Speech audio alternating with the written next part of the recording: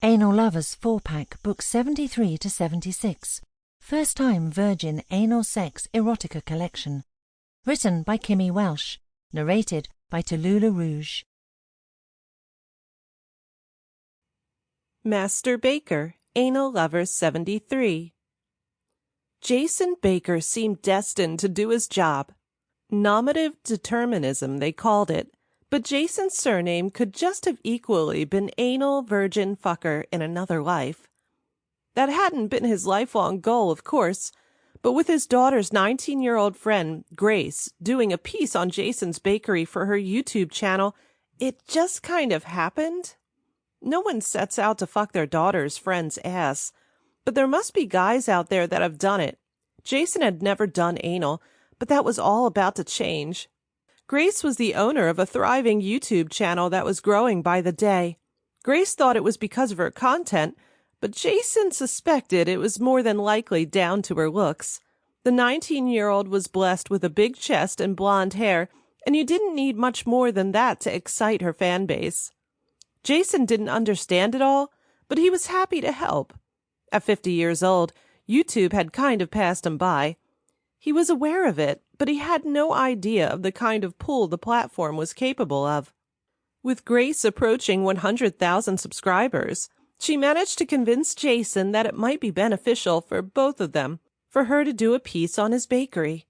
Bakers, Jason had called it, in an artistic flourish that might never be repeated.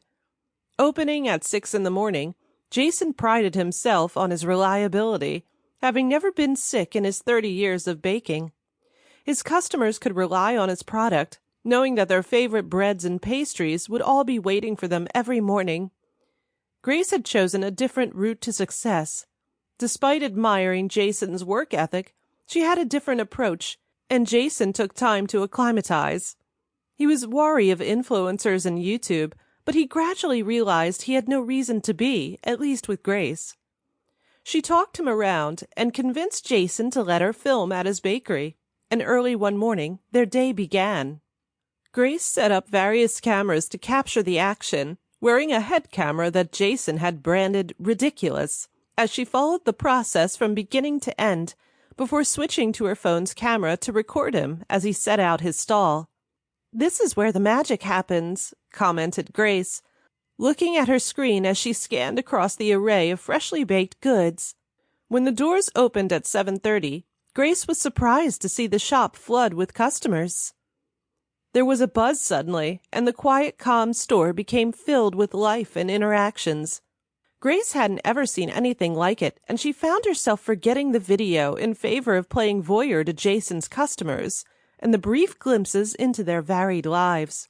She saw young workmen stocking up on supplies before a hard day's labor, mothers mid-school run, flying into the shop at 1,000 miles an hour, older women who were clearly sweet on Jason, and people treating themselves after their morning jog. "This is life," Grace said to her camera, as though this was all some brand new concept to her and her viewers. Jason apologized profusely to his customers as Grace wove between them, capturing their daily ritual and probing them with innocent questions. Some enjoyed the attention, while others were shyer, but the one thing everyone had in common was the praise they had for bakers. As the day went on, Grace found her pride swelling for Jason and what he'd created, and everything he was doing for the community in the process.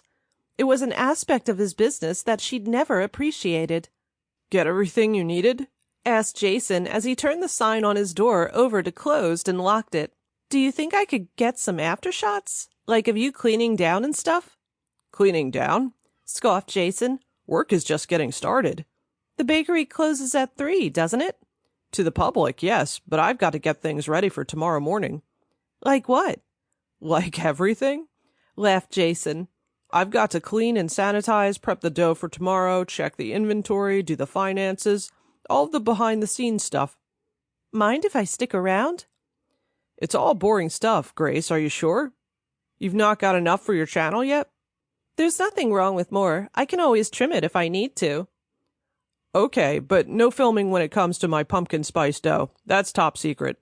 "Ooh, secrets," teased Grace, bouncing her eyebrows. Jason shook his head and smiled. Sample complete. Ready to continue?